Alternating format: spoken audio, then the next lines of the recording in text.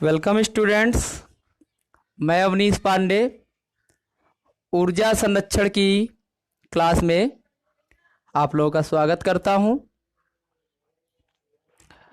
ऊर्जा क्या होती है? ऊर्जा जानेंगे हम। ऊर्जा का शाब्दिक अर्थ कार्य संपादन क्षमता से होता है। कार्य करने की क्षमता को ऊर्जा कहते हैं। सभी प्रकार की मशीनों और यंत्रों को चलाने के लिए ऊर्जा की आवश्यकता होती है। ऊर्जा के बिना कोई भी कार्य करना या होना संभव नहीं होता है। फिर हम बात करें ऊर्जा संरक्षण, तो ऊर्जा संरक्षण का जनरली मतलब ऊर्जा को एक रूप से दूसरे रूप में परिवर्तित करना और उसको एकत्रित करना हमारा ऊर्जा संरक्षण कहलाता है। ऊर्जा संरक्षण का एक नियम भी है। ऊर्जा ना तो उत्पन्न की जा सकती है और ना ही नष्ट की जा सकती है। हम इसे एक रूप से दूसरे रूप में परिवर्तित कर सकते हैं। ऊर्जा का वर्गीकरण। ऊर्जा कितने प्रकार की होती है? तो ऊर्जा मेनली 3 प्रकार की होती है। प्राथमिक और द्वितीयक ऊर्जा, वाणिज्यिक और अवाणिज्यिक ऊर्जा, नवीनीकरण और अनवीनीकरण ऊर्जा। प्राथमिक या द्वितीयक ऊर्जा स्रोत की बात करें तो प्राथमिक ऊर्जा स्रोत वे स्रोत हैं जो प्रकृति में पाए जाते हैं, जैसे कोयला, तेल, प्राकृतिक गैस, लकड़ी, बायोमास आदि। अब बात करें अगर द्वितीयक ऊर्जा की, तो द्वितीयक ऊर्जा स्रोत वे ऊर्जा स्रोत होते हैं जिन्हें हम प्राथमिक ऊर्जा को कन्वर्ट करके या बदल के प्राप्त करते हैं, जैसे कोयला, तेल तथा गैस भाप तथा विद्युत में परिवर्तित हो जाते हैं। तो भाप या हम कहें भाप की मैकेनिकल एनर्जी और विद्युत ऊर्जा ये हमारे द्वितीयक ऊर्जा स्रोत होते हैं। अब बात करें अगर हम वाणिज्यिक और अवाणिज्यिक ऊर्जा स्रोतों की, तो वाणिज्यिक ऊर्जा स्रोत वह ऊर्जा स्रोत होते हैं जो बाजार में एक निश्चित कीमत पर उपलब्ध रहते हैं,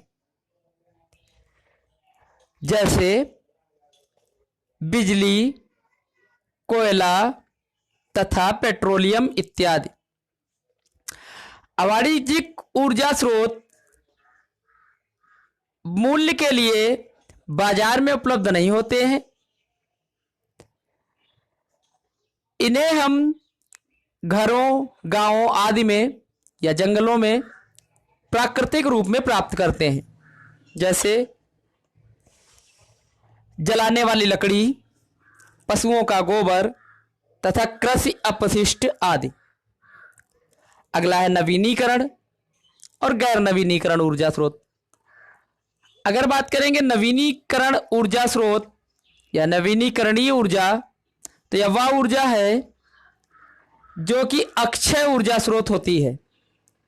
मतलब ऐसे ऊर्जा स्रोत जो कि कभी नष्ट होने वाले नहीं हैं, जैसे पवन ऊर्जा, सोलर ऊर्जा, भूतापीय ऊर्जा, ज्वारीय ऊर्जा इत्यादि। नवीनीकरणीय ऊर्जा स्रोत आधुनिक ऊर्जा स्रोत भी होते हैं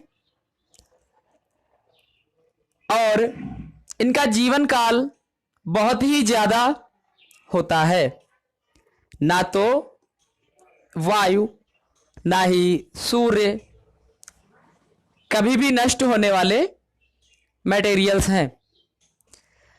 अब बात करेंगे गैर नवीनीकरणीय ऊर्जाओं की, तो गैर नवीनीकरण ऊर्जा एक पारंपरिक जीवाश्म ईंधन है।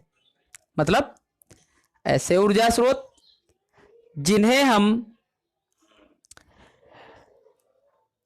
उपयोग करने के बाद अपशिष्ट या व्यर्थ पदार्थ के रूप में प्राप्त करते हैं, वे गैर नवीनीकरणीय ऊर्जा स्रोत कहलाते हैं। जैसे कोयला, तेल, गैस इत्यादि। यह ऊर्जा स्रोत समय के साथ समाप्त हो जाते हैं। अगर बात करें ऊर्जा के नवीनीकरणीय स्रोत और गैर नवीनीकरणीय स्रोतों में अंतर, तो ऊर्जा के नवीनीकरण स्रोत लगातार प्राप्त किए जा सकते हैं, कभी समाप्त नहीं होते हैं, परंपरागत ऊर्जा के स्रोत होते हैं और प्रदूषण भी पैदा नहीं करते हैं। जबकि गैर नवीनीकरण स्रोत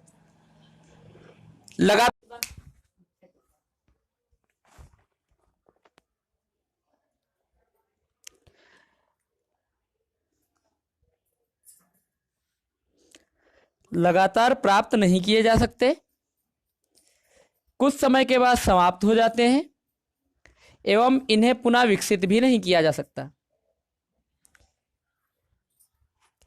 ये परंपरागत स्रोत कहे जाते हैं और ये प्रदूषण भी पैदा नहीं करते। आज की क्लास में बस इतना ही। मिलते हैं नेक्स्ट क्लास में। Thank you class.